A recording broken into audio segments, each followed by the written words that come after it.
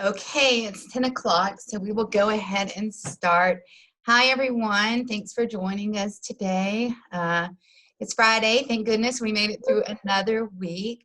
Thank you so much for coming to our first year Friday presentation. I'm Stephanie Mooring. I'm the director of the Academic Resource Center, and I'm also joined by our assistant director, Tamar Cantwell. Say hi, Tamar. Hi, everybody. Good to see you. with air quotes. Good to see you. Right. See you. So today we are going to give you the secret to making all A's. Surprise, sorry for the old bait and switch trick, but there actually is no single secret to making all A's. Instead, there are many study and learning strategies that will help you become a successful student. So with practice over time, these strategies can become effective habits of success. The study hacks that we're going to talk about today are scientifically proven to improve how you remember information. So let's get started. Okay, so every study hack we're going to offer you is actually backed by science and research. So that's pretty amazing.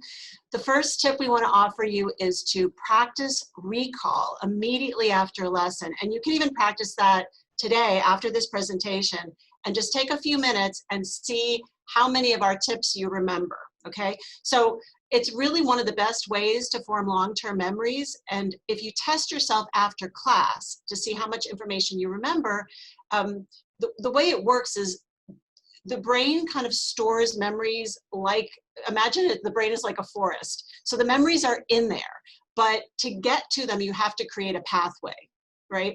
So the more times that you review and make your brain work to remember the information that you just saw, the more clear, the stronger you're making that pathway into the forest.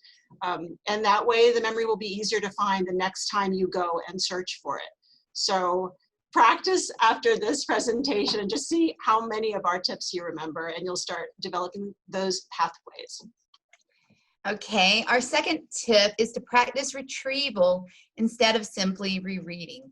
That means create flashcards, solve equations, answer study questions, quiz yourself, do any practice problems that you can get your hands on, and form a study group.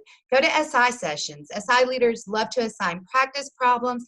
They give out informal quizzes during their sessions. So you already have a built-in study group. If you're in a class that has an SI leader in it, you already have built-in study groups. So take advantage of that.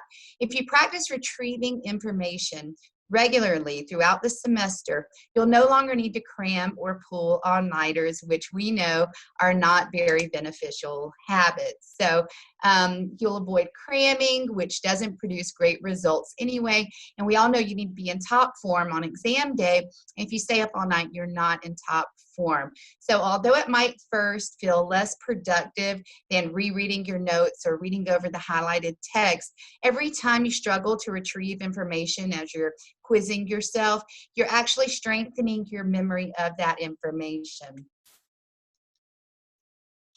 Okay, so still along the same kind of lines of retrieval and making a pathway back to your memories, one of the best ways to learn information, to remember it, to put it into long-term memory, is to quiz yourself. So think about quizzing yourself before, during, and after your lessons. So when you quiz yourself frequently, and you can do this by using flashcards, you can turn your notes into questions and answer those questions. But when you do that frequently, when you quiz yourself as a routine, the idea of taking a test actually becomes routine. And that can ease your anxiety and improve your performance during an actual exam, because we all know test anxiety is one of the things that most of us fight most of the time, right? Self-quizzing is really one of the best ways to understand and retain information. So again, some of these might feel awkward at first. They might even feel frustrating if you're used to just reading or rereading your notes. It's going to feel like extra work, but quizzing yourself provides a reliable measure of what you've learned, and also you'll identify what you haven't yet mastered. By quizzing, you'll start to remember all the ideas that you've learned more clearly. Yeah. Thanks. Okay, so Next. our fourth tip is to practice spaced repetition. And what we mean by that is to space out your practice over different hours, days, or even weeks, depending on the material that you're trying to learn. There's a website, a really helpful website called Anki, and the web address is here. You can write that down. It has an intelligent flashcard system that actually incorporates spaced repetition into the app. So studying material more than once and leaving periods of time between your study sessions is ideal. Although it might at first feel less productive than like pushing through and getting it all done at one whack.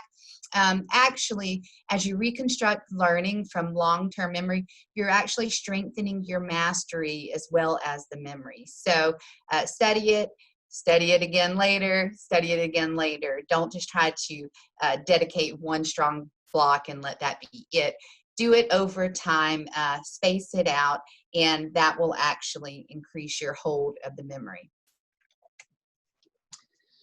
Thank you, Stephanie. Our tip number 5 is when you are spacing out your study, studying a little bit every day instead of all at once the night before the test, try the practice of interleaving 2 or more subjects or skills. So what interleaving means is alternating between various topics during one study session.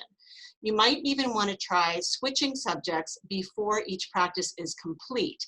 So that might look like starting a reading assignment, getting halfway through the chapter, stopping, going to a math assignment, solving a few problems, then stopping, returning to the reading assignment, see how much you remember, continue on, go back to the math, see if you can do the next problem without having to check your notes.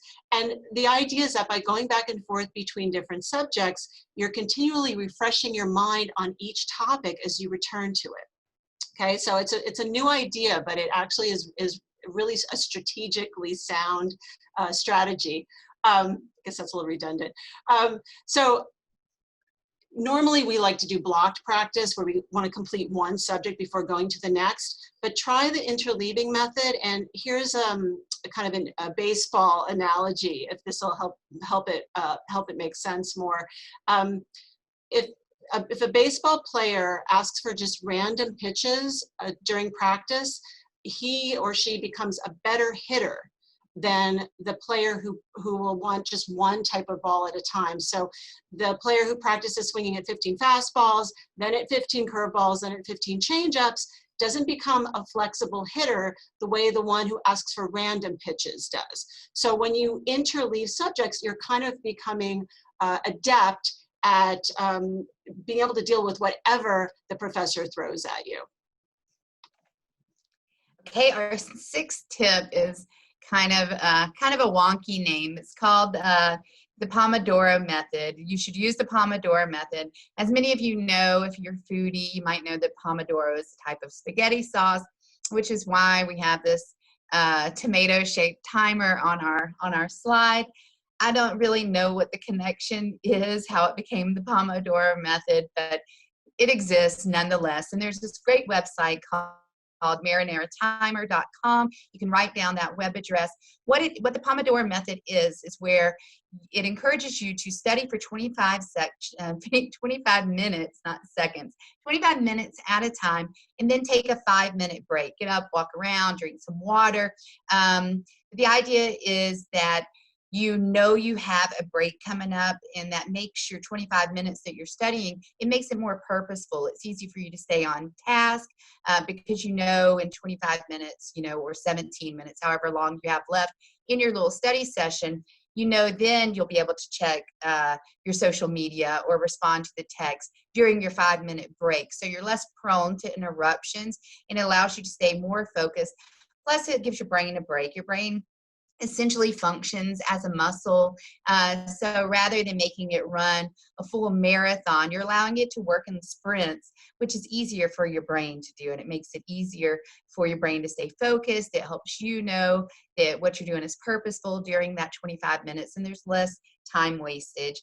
Because oftentimes if you sit down, you say, I'm going to study organic chemistry for these next 2 hours, probably if you divided the time actually spent studying separated that from the times when you were distracted and you got up and you did something, or you checked Instagram or responded to a text, you would see that you actually weren't studying the whole 2 hours. So this is a way to be more purposeful with your time and more thoughtful. So check out this website. It automatically has the timer set up for 25-minute intervals, and then a 5-minute break is built into the timer. And it allows you to change ringtones. You can customize it and pick the one that you like. Tamara's really fond of the one that says awesome. So check it out and give the Pomodoro method a shot. Thank you, Stephanie. Excellent advice. So we've given you already 6 different methods you can use. So my 7th tip is vary your practice of study. So sometimes you want to read, sometimes you want to recite out loud. Self-quiz as often as you can. Teach the concept to somebody else, to a classmate, or even to an invisible person in a chair if you're not with anybody. Watch a video, find a video online that retells the information from a different perspective.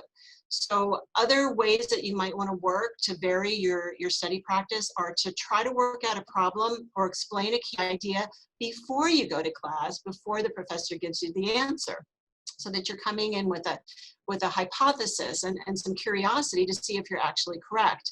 You might want to create a metaphor or a visual image for ideas that are new to you, and you might even want to discover or invent mnemonic devices to assist your memory. So like in anatomy and physiology, a ton of information to remember, mnemonic devices are perfect for that. So here are a couple of examples. A metaphor or image that you might create, might remember, think of, to understand angular momentum in physics could be the way that a figure skater's rotation speeds up as her arms are drawn into her body. So this is a great visual image, and it's a moving image to help you really understand a concept in physics. So that's an excellent metaphor, visual image. A couple of mnemonic devices, just to give examples of what those are. Roy G. Biv stands in for the colors of the rainbow, right? So red, orange, yellow, green, blue, indigo, violet. And King Philip came over for great spaghetti would be a great mnemonic device for taxonomy. So kingdom, phylum, class, order, family, genus, species. The word or the letter represents one of the items in the series that you need to remember. And the funnier that these are, the more outrageous that these are, make them personal, the better you're going to remember them. So mix it up, use a variety of methods to study, keep yourself engaged, and have some fun with it. Right, and if you think back, if any of you have ever seen the cone of learning, you can see that the different ways in which you engage with information, the more meaningful your learning has become. If you read it, then you might recall 10% of it. If you read it and talk about it, it increases. And then the final thing, like Tamar mentioned, is teaching. If you can get to the point where you can teach it to somebody else, then that's ideal, and it's really ingrained in your memory at that point, which again is another reason why study groups are so important. If you do a study group and you do it right, you can divvy out portions of the content. Be like, okay, Steve, you cover, I can't think of any concepts right now. You cover X, Y, and Z. Susie, you cover C, D, and E. And then when you come to the session, you're going to teach the rest of us this, and you're going to teach the rest of us that. And the portion that you have to teach, you're going to 100% do better on than you would have if you passively read it or just engaged in a conversation about it. So keep that in mind. Our 8th tip is to vary the location in which you study.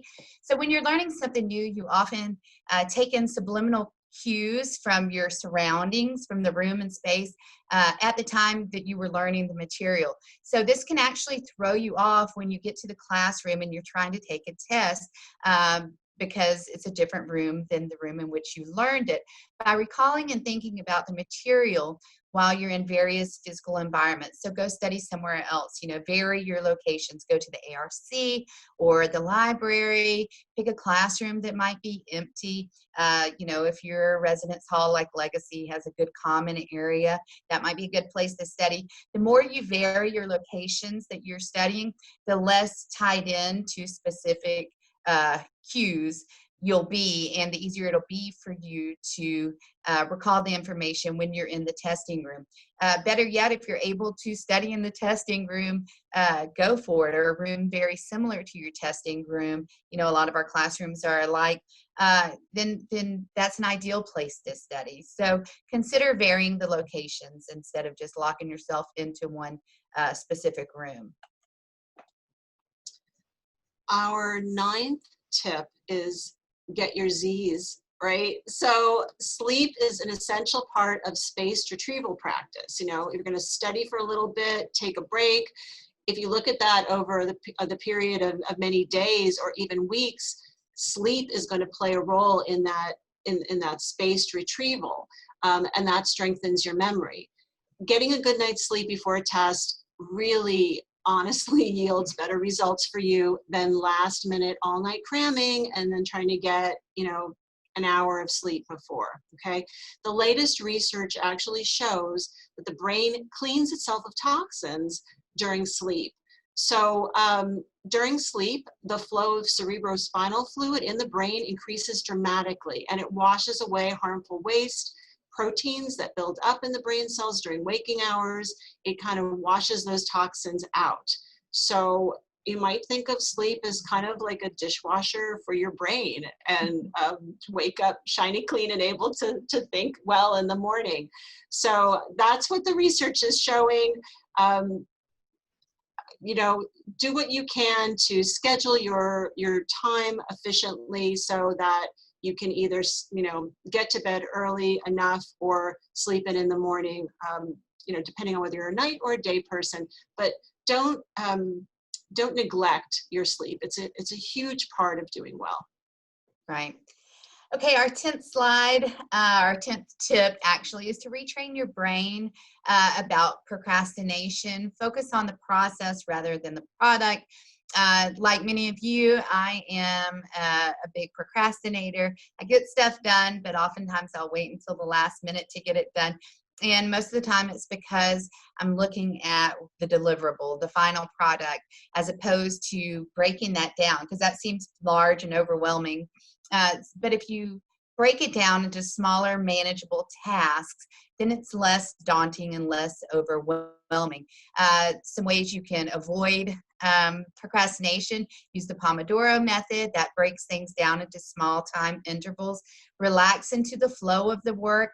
Back off from self-criticism, you know, having a whole bashing episode of yourself. I never get anything done. I'm going to fail just like I did last semester, et cetera, et cetera. We all know that's not helpful. So let's try to avoid that. Remember the law of serendipity. Lady luck favors the one who tries. So get in there and give it your shot. Say, you don't have to say, I'm going to sit down and write my 15-page paper tonight.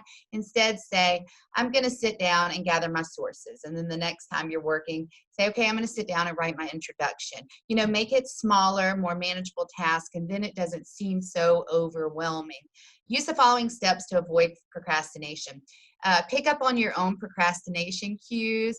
Consider where you're going to study, what time you're going to study, how you feel. You know, we say all the time, don't stay up all night, etc. If you are a true night owl, and if those are the times, the hours that you're most productive, that's totally fine, as long as you're able to get in enough sleep before your classes. Take advantage of the time that you're most productive. If you're most productive from 10 p.m. to 2 a.m., knock yourself out. Just ensure you get enough sleep. Change your routine. Your brain wants to skip over the unhappy feeling of obligatory studying and slide right into the addictive pleasure zone of avoidance. So come up with a new plan. Get yourself in a position so that you don't go down that well-worn path of avoidance, you know. Reward yourself in big or small ways, you know, depending on the task that you achieve. So, for instance, after 25 minutes of studying, you can reward yourself with, you know, getting up and checking all your social media. Or after you have really put in time and effort this week to master the organic chemistry material, and you do well on the test, Go out and enjoy the weekend, you know, if your classes allow that, or buy yourself that bag you've been wanting, whatever the reward is for you that might motivate you. And also change your beliefs. If you see the person next to you doing really well in chemistry and they always seem on top of everything and highly organized, hitch your cart to their wagon, you know. Hey, Susie, you seem to be doing really well in here. I'm looking for somebody who I can trust to be a good study partner. You don't have to tell her you're trying to get someone to hold you accountable and influence you to do well. But find like-minded friends, friends who have decided they're going to do well this semester, and join them. Create a little core study group, and that will carry you a long ways, because you're not just alone with yourself and your procrastinating tendencies. You're along with some other people, and their momentum will push you toward achieving what you actually want to achieve this semester. Excellent advice. I love how everything ties together. The Pomodoro method helps with procrastination, helps avoid procrastination. You know, it's all works together. So our 11th tip is to utilize both focused and diffuse thinking when you're learning something new. So focused thinking, I think we're all really familiar with. That's the type of intense concentration that we need to work through a problem step by step. You know, the brain is following a familiar thought process or pattern toward a solution. And it's what we normally do. We're sitting, we're reading, we're working through a problem, step by step, working through, staying focused. We definitely need to work that way. And we also need diffuse thinking. This is a type of thinking that's less conscious. And actually, we need that kind of slightly unconscious thinking to understand something that's an entirely new concept, or to develop a new thought pattern within the brain, to create new synaptic connections. So I'll explain kind of how this might look. Both Salvador Dali, who was a famous artist, and Thomas Edison, a famous inventor, liked to use the diffuse method when solving a difficult problem. You know, obviously they're big brains and they did a lot of focused thinking, but they still like to rely upon this less conscious method to come up with really new solutions to very difficult problems. So the story goes that Salvador Dali would relax in his chair after doing a lot of work and have a key in his hand. He would let his mind go free. He'd still kind of vaguely think about the problem that he was trying to solve. And as he would fall asleep or fall into a doze, when he relaxed and the key fell out of his hand and hit the ground and made a sound, the sound would wake him up, and just in time for him to kind of gather up the diffuse connections and ideas that his brain had been making in that kind of semi-waking, semi-sleeping state. And Thomas Edison supposedly did the same thing, but he would have a handful of ball bearings. So when his hand would relax and all those would fall to the ground and make a big clatter, that would wake him up, again, with just enough time for him to gather up his thoughts in that kind of semi-sleep state. Then these very creative thinkers would take those more diffuse ideas and they would build on them in the focused state. So maybe this is a new concept, but utilize that in between time, and then take it and work on it, develop it in the focused state of thinking. All right. So our next tip for you is to make mistakes. Failure is a constructive part of learning. Similar to learning to ride a bike, or as you can see on the slide, a jet ski. Learning new material involves difficulty. Errors are natural. They should be expected, but practicing helps you persevere. People who tackle challenges and persist at them often view failure as a sign of effort and as a turn in the road, rather than as a measure of their inability to accomplish what they're trying to accomplish, and then a stop sign, right? A stopping in their path to trying to master this. Failure, when examined, can even offer critical insights that eventually lead to success. It's an essential experience on the path to mastery. Thomas Edison, when he was trying to create the light bulb, He famously said, I haven't failed. I've simply found 10,000 ways that don't work. So you need to keep that in mind. And, don't just passively receive feedback from your professors. If you get your exam paper back, look at it. If you made it 83, don't just go, okay, bummer, made it 83, thought I'd make an A. You need to look and see what you missed and why. Figure out why you missed it so you can avoid missing similar questions in the future. If you get an essay back and you don't understand the feedback from your professor, or you feel like it doesn't have enough feedback, make an appointment with your professor and go and speak to them about it. That's what they're here for. They want to guide you and help you persist through any mistakes that you're making, okay? So don't give up. Failure is expected. Everyone messes up. Everyone has a bad day. No one's perfect right out of the gate. If they are, it's an anomaly. It's not the norm, okay? This is so true. And I hear from students every so often wwho really are struggling. And every semester, as the classes get harder, there are new struggles. So even if they did well in, Chem 1, when they get to Chem 2 or organic Chem, it's a new struggle. So embrace these difficulties. And this is hard. It takes some real self-awareness, but try not to take the grades as criticism, but rather as light, enlightenment to help you do better, and embrace the times that are tough in your learning.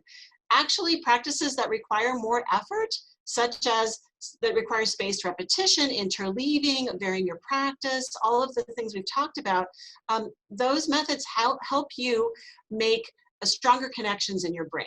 So the more difficult, the learning actually becomes stronger, more precise, and more enduring.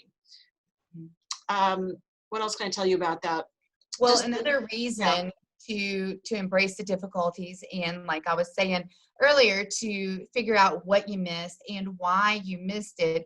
We're building up a lot of times to a final exam, so you want to correct yourself, even though you might not be quizzed on this or tested on that until the end of the term.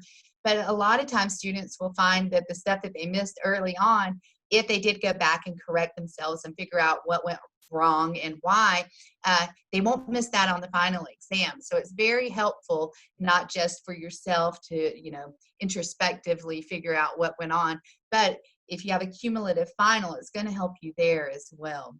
And that's because it was difficult. So it's in a deeper part of your brain at this point, because you remember, I missed that on exam number 2, and you don't miss it on the final. So very helpful. We always recommend that our students analyze their feedback and figure out why they missed what they missed. However, anxiety during a test and fear of failure are undesirable difficulties. Most of us have heard that a little anxiety is good before a performance or before an exam because it cues you in and gets you present, right? A little anxiety puts you right in the moment. You can't avoid it. Here you are. But it's not helpful for you to be sitting there trying to take your exam and all you're doing is thinking, I'm bombing this, I'm I'm going to get a 0, my life's over, my mom's going to kill me, I'm going to get kicked out of my sorority. All of that is not what you need to be thinking about when you're taking an exam. You need to focus on recalling the material. Students who have a fear of making errors when taking a test may actually do worse on the exam because a significant portion of their brain is focused on their anxiety and all the language that they're talking to themselves with, rather than working on the recall. So if you're feeling stressed during an exam, practice a deep breathing exercise. And we're going to tell you one really quickly. A quick one, it takes 1.5 minutes, so it shouldn't cut into your exam time too much. Sit up, put your hand on your stomach, and take many deep breaths. And while you're doing that, pay attention to your stomach pushing out and pulling back in. Pay attention to your chest expanding and coming back in, and just do that for 1.5 minutes. And what that does, it focuses your thoughts on the breathing and on your body's expansion and contraction. And it puts the anxiety in the back seat. You're no longer cycling through all the negative thoughts that you were having, but rather you focused in on something, you're more present, and now you've relaxed and you can focus on the material that you're trying to recall for your exam. So interrupt your brain's worrying thoughts by just taking 1.5 minutes to do really good deep breathing exercise, and it's so helpful. really does help. I just did it. It helps you ground and get back into your body and out of your worried head, you know, and then you can focus your brain on what's in front of you, like this presentation. So our 15th tip, we're getting close to the end, is during a test to try out the hard start, jump to easy test taking approach. So when you're taking a test, we recommend that first you spend just a couple minutes to review the entire test and get a sense of where the potentially difficult parts or questions are and where the easier questions or problems are. Then you might want to start with a more difficult question or problem and work on it until you reach a part that you're unsure about. Stop at that point, jump to an easier question, answer that one, you know, find one that you're sure you can answer. And by starting the harder one, then jumping to an easier one, the process actually allows your brain to continue working on the hard problem in that diffuse mode. Okay, after you complete a couple of easier questions or problems, return to the difficult item with your brain now in the focused mode and see if you can proceed with the solution. The approach also works well if your professor gives you partial credit on an essay or math homework, you know, math work. So, you know, as far as you can get toward the solution, you can get credit for all of that work you've put in. I would recommend, though, that before you just try this out on a test, try it out on your homework first, see if you like it, see if it's helpful, and if it is, then apply it to a test-taking situation. Okay, this is our last tip, but don't leave because we're not at the end of our presentation. Our last tip is that overall, more than IQ, your discipline, grit, and a growth mindset will assist with perseverance and success. Research shows that our intellectual capability is absolutely not determined at birth. It can change throughout your lifetime. Effort and learning change the brain, and your intellectual abilities lie, to a large degree, within your own control. So what does that mean? You know, a lot of us, and I do it myself, you know, I'm a writer and a reader, and I'm like, I'm not a mather. And that's not really true. I can be a mather. I wasn't born with a math deficiency. It's just I fell off somewhere along the way and didn't keep pushing myself in that direction. And the same goes for you. You can master anything. You have the ability to practice and learn it. It might take you a little longer than it takes your friend. It might require more effort on your part, and that's fine. You know, it doesn't make you less intelligent or less inclined toward this subject. It's just the way it is. You have to work and train your brain to head in that direction, and you will get there eventually. So your grit and a growth mindset. So thinking, I am going to get this. I can do anything I put my mind to. It sounds kind of flip, but it's not, you know, it is an actual mindset. You know, it's just like, that's what coaches do all the time, you know, okay, huddle up. We're going to win this game. We're going to take the championship, et cetera, et cetera. They do that because if you think positively and you acknowledge that you can do this, then you're already a step ahead of someone who's not thinking that they can do it. Any of us can do it. You're not born smart or dumb. It is simply a matter of putting in the work, and any of you can do that. So put in the work, go to tutoring, go to SI sessions, etc. Master the material because you are completely as capable as anyone else in the classroom. You may contact us again. We're not through. Don't dip out. You can contact us at any time. Our email address is arc@mercer.edu. We're here to help you succeed. Our web address, which we're going to go check out right now, is arc.mercer.edu. So let me go to our website. And here we go. Okay, on our website, I just want to show you quickly. You can find our tutoring schedule. This is our Make an Undergraduate tutoring schedule. Tutoring, if you don't know, is from Sunday through Thursday evenings from 6 to 9 p.m. On our website, if you look at the schedule, you can see who's going to be tutoring math on Sunday evening. You're going to see who can help you with EGR 232 coursework on Monday evenings, etc. So take a look at that if you haven't already acquainted yourself with our tutoring program. It's a good way to do it. Similarly, all of our SI leader session schedules are provided online. If you have an SI leader in your chemistry class, for instance, and you can't make it to their sessions because you have practice or a sorority meeting, what have you, you may visit a different SI leader sessions. So come to the website, find a session that works for you, and get in there and acquaint yourself with the material. One other thing I want to show too, I have two more things, I'm sorry. We have online videos that you can go through. We have one on note taking, avoiding plagiarism, time management. All of this is here to help you. And then finally, now it is the end. We have a whole section of our website dedicated to college study skills. So you can come here. If you click on assess, you can take our study skills assessment. All it will do is point out any weaknesses that you may have in one of our study skills areas, and I'll go over those right quick. You see we have goal setting and time management, concentration and memory, note taking again, exam preparation and performance, and there are various resources on these pages along with activities that you can do to hone your study skills. So take advantage of that. There's also the LSK, which is a course, it's a pass-fail course. If you find yourself studying, you're welcome to register for this in the spring. But if you don't feel like taking an actual course, you can still come to the class page and work through the various course assignments on your own to just kind of tweak what you're doing and try and see if something works better for you. So now we are officially through. And if any of you have any questions, Grace, are you doing that via chat? Yeah, if you guys have any quick questions, looks like we have a little bit of time. You can pop them in the chat, and then I will ask them in an orderly fashion. So go ahead and pop those questions in. And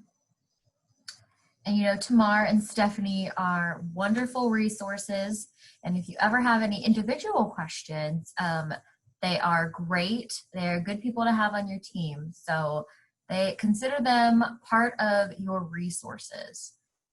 Okay, I see a question. Do you have to make an appointment for tutoring?